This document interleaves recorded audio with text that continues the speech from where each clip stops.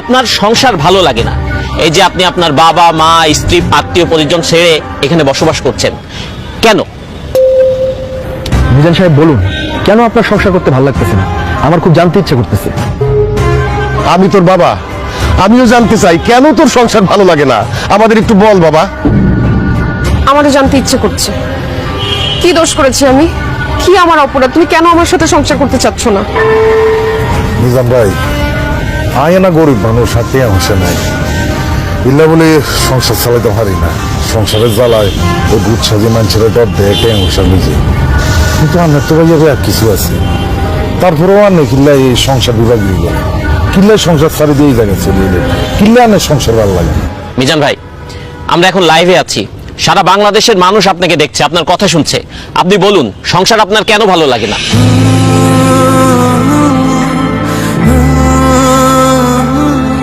আমি যখন অনেক ছোট স্কুলে পড়ি, তখন আমার মা বাবা, স্কুলের শিক্ষক সবাই আমাকে বলেছেন, সুন্দরভাবে পড়াশোনা করো, পরীক্ষায় ভালো রেজাল্ট করো, তাহলে জীবনে সুখ আসবে। আমিও সেই সুখের আশায় দিন রাত পড়াশোনা করতে শুরু করলাম। পরীক্ষা দিলাম, ভালো রেজাল্ট করলাম, পড়াশোনা শেষ করলাম, কিন্তু সুখ পেলাম না। বরং চাকরি নামের একটা দুশ্চিন্তা আমার জীবনে চলে আসলো।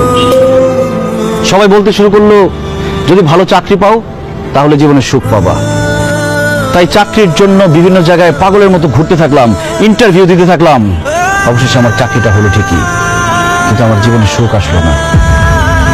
অফিসে কাজের প্রেসার, বসের প্রেসার, প্রমোশনের প্রেসার আমার জীবন থেকে সুখ আরো বেশি হারিয়ে গেল।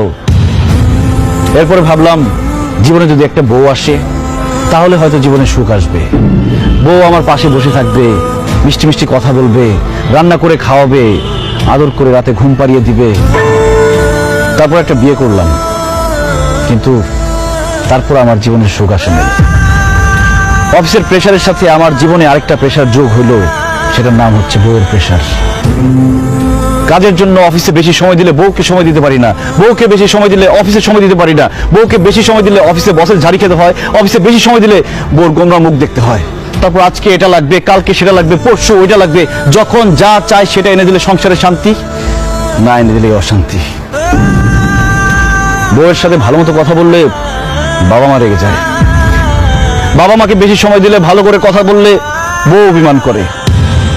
শ্বশুর শাশুড়ির সেবা করলে বাবা মা রেগে যায়, আবার বাবা মার সেবা করলে শ্বশুর শাশুড়ি রেগে যায়। তবুও শ্বশুর শাশুড়ি, বাবা মা সবার মন জুগিয়ে এই সংসারে আমাকে চলতে হয়েছে। ঈদ আসলে সবাইকে নতুন জামা কাপড় কিনে দিতে হয়েছে, কিন্তু ঈদের মধ্যে আমি কোনো নতুন জামা কাপড় কিনতে পেলাম কিনা সেটা কেউ কখনো জানতে চায়নি। কেউ অসুস্থ হলে তাকে হসপিটালে নিতে হয়, ওষুধ এনে দিতে হয়, কিন্তু সারা দিন শেষে ক্লান্ত হয়ে আমি বাসায় ফিরলে আমার কি খারাপ লাগছে কিনা, আমার কি অসুস্থ লাগছে কিনা কেউ কখনো আমার কাছে জানতেও চায়নি। আর এইসব শুধু আমার সাথে না, বাংলাদেশের হাজার হাজার লাখো পুরুষের সাথে প্রতিনিয়ত হচ্ছে এরকম। এত কিছু করার পরও একজন পুরুষ মানুষ, একজন স্বামী কাউকে খুশি করতে পারে না। সবার শুধু সেই পুরুষ মানুষটার উপরে কমপ্লেইন আর কমপ্লেইন। তাই সংসার থেকে আমার মন উঠে গেছে। আপন মানুষদেরকে আমার পর মনে হচ্ছে, বাড়িটাকে আমার জেলখানা মনে হচ্ছে। আমার মনে হচ্ছে আমার খোলা হাওয়া দরকার, আমার নির্ভেজাল জীবন দরকার, আমার একা থাকা দরকার। তাই আমি বাড়ি ছেড়ে, সবাইকে ছেড়ে এখানে এসে থাকার চিন্তা ভাবনা করেছি।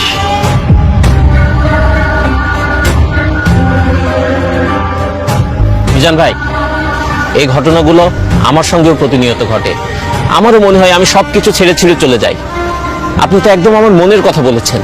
মিজান ভাই, আমিও সারাটা জীবন অনেক কষ্ট করছি, কিন্তু কাউরে কখনো সুখী করতে পারি না।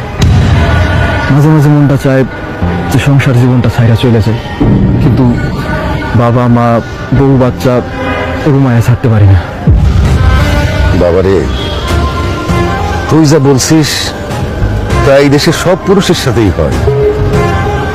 পুরুষ কোনোদিন কারো আপন হইতে পারে না। পুরুষ মানুষ শুধু দিয়েই যায়, কারো কাছে সুখ পায় না।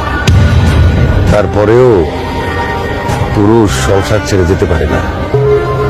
তার দায়িত্ব হচ্ছে সংসারটাকে আগলে রাখা, সংসারের সব মানুষগুলিকে ভালো রাখা।